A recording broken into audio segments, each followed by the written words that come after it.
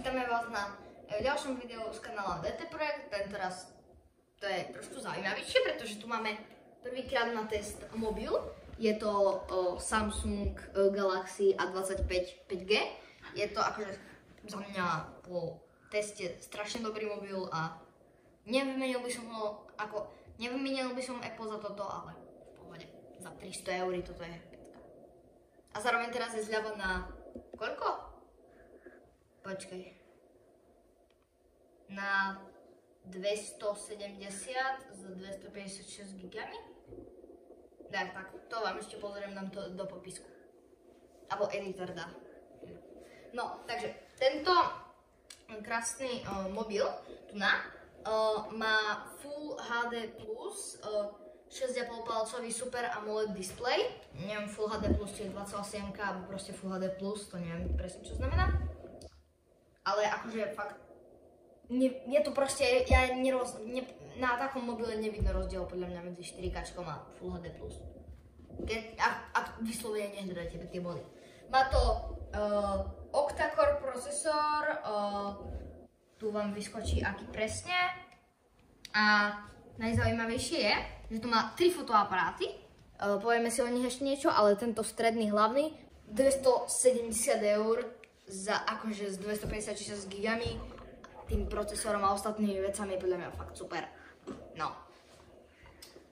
Takže najprv si povieme niečo o dizajne, pretože tento dizajn je za mňa úplne ultimátny.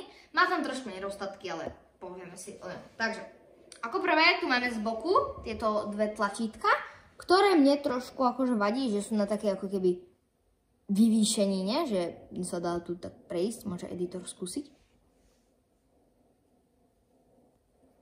Hej, je to také čudné, že to není také hranaté, ale... Alebo skôr ako, no. Tak začne. Ale ako podľa mňa je to v pohode, ako ľahšie to napríklad nájdete. Ale, no. Ďalej, na tomto tlačítku by malo byť Touch ID, alebo jak sa to volá, na Samsungu, neviem. Zistíme. Neviem, či to zistíme, ale skúsime možno. No, a hlavná časť dizajnu je akože samozrejme tento zadok. Prečo si povieme potom. Takže ja tu pekné logo Samsung a je to celé také shiny štvorčokové, čo mne sa celkom páči, editorovi až tak nie. A hlavná časť tu zadku sú 3 fotoaparáty. Ešte som chcel ukázať, že toto tu už iPhone nerobí. Že tu tak napíše, že to už iPhone myslím, že na dvoch najnovších mobiloch nerobí. Predtým to tiež robil, ale toto sa mi ešte nepáči, že tu má tak ako hej, ja to mám na iPhone, na XR-ku. No, máte tu 3 tie fotoaparáty. Jeden je 50 megapixelový, druhý, tento horný je 8 megapixelový, tento dolný je 2.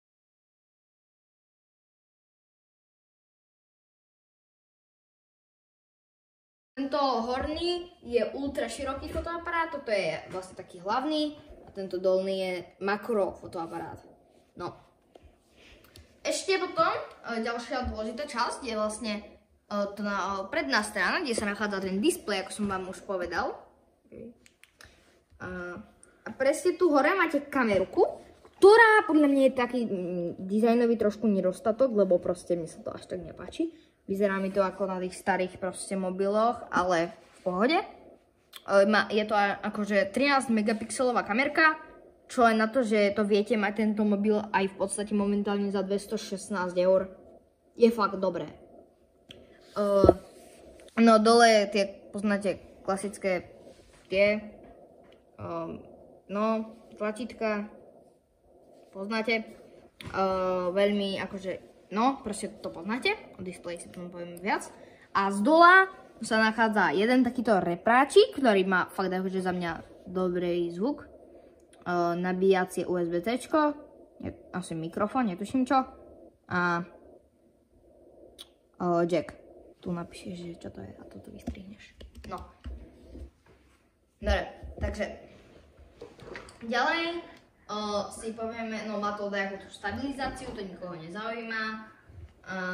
Ďalej, viete si vybrať, či tento mobil má 6 alebo 8 GB RAM, to je akože operačná pamäť. alebo 128 GB úložisko, alebo 256 GB úložisko. S 256 GB to je 270 eur iba teraz. Normálne to stojí akože veľa celkom. No a normálne to stojí momentálne 216, 128 GB. Potom je akože to je zľava nejakých tých 100 eur. Takže za mňa kúpte to teraz, keď chcete. No. Takže ďalej. Obsahuje to 5G, samozrejme to je super, že to obsahuje 5G. Ja mám normálne iPhone, ktorý proste nemá 5G, chápeš? A toto stojí oveľa menej. Lebo vtedy 5G ešte nebolo.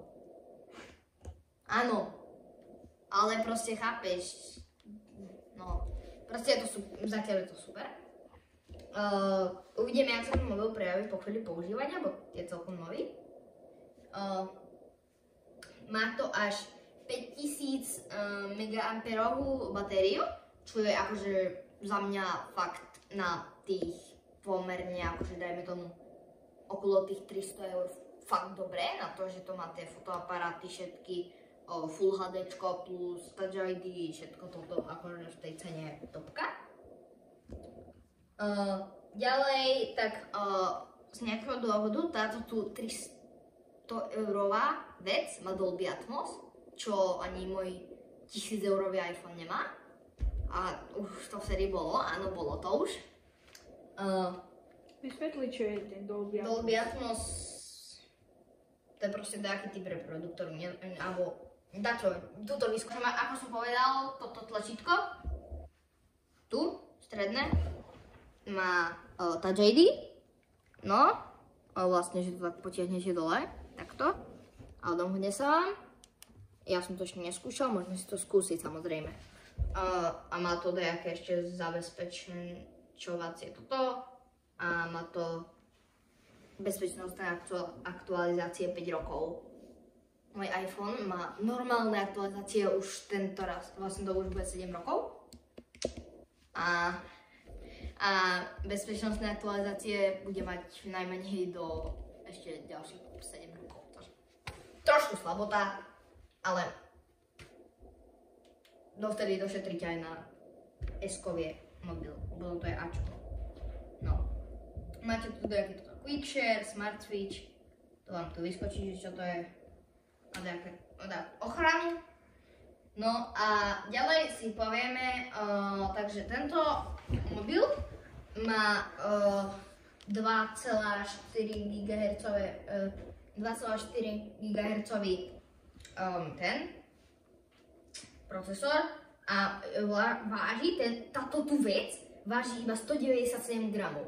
Skúste si doma niečo odvážiť, že misku s múkou, že koľko je 197 gramov a zistíte, ako je to málo.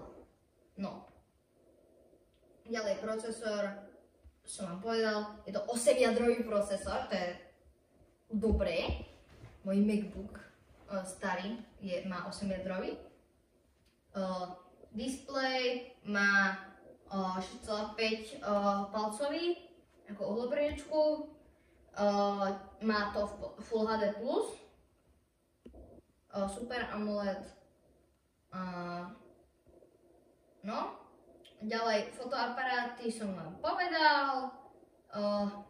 Pamäť, to má buď ako operačnú 8 GB a úložisko 256 alebo 6 GB a úložisko 128. To je tá verzia, ktorú máme my. No. A mne to úplne stačí na mobil. Takže toto OK. Takže viete tu kde, alebo na kablik vsunúť externé úložisko, ktoré podporuje microSD až do 1 TB.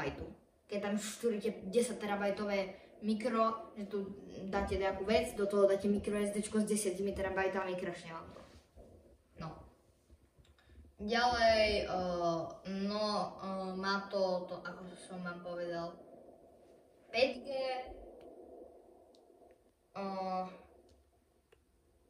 Áno, máte 5G, nič viac, s tom veľmi nie je ničo povedať. operačný systém to má Android. To je logické, normálne, že Linux to bude mať. Áno, super, áno, Linux. Má tu dajú senzory a tú veľkú batériu. No, takže teraz si ho pôjdeme vyskúšať. Nie najviac sedí, ale to je prvý random vec dávame. Understand. Skúsime ako rýchlo zhodnotiť. Neviem, čo s tým je. A to je v pohode, to iba tá postavička zabugovala. Berem. Tu normálne skúsim Lucky Wheel. Sme rôzne hry, aplikácie, aj ja, aj tu na kameraman. Mne to vyšlo ako veľmi dobrý mobil, za tieto peniaze podľa mňa najlepší. Veľmi dobre sa ňom hrá, napríklad sme skúšali Fortnite.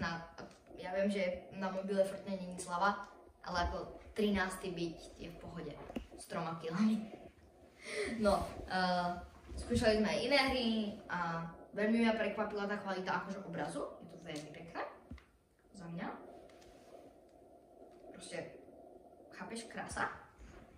Výborne sa podľa mňa drží. Tie tlačítka tu vôbec nezavadzajú, že keby si hral, že omylom proste vypneš. Pri najhoršom proste vypneš, zapneš zvuk.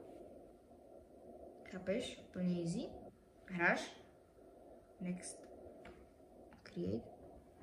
Proste easy. Tie 3 tlačítka fungujú tak, že vlastne to tak potiahnete. Zároveň tu máte toto, že tu máte tie veci. Je to trošku zabugované, keď to takto stiahujete z hora. Alebo takto respektíve. Ale nevadí mi to vôbec. Tie tlačítka podľa mňa fungujú výborne. Tak dajte like, odber prosím. Veľmi sme sa snažili v tomto videjku. Aj som si vyhľadala informácie, aj som skúšal, aj kameraman skúšal. No, dajte odber.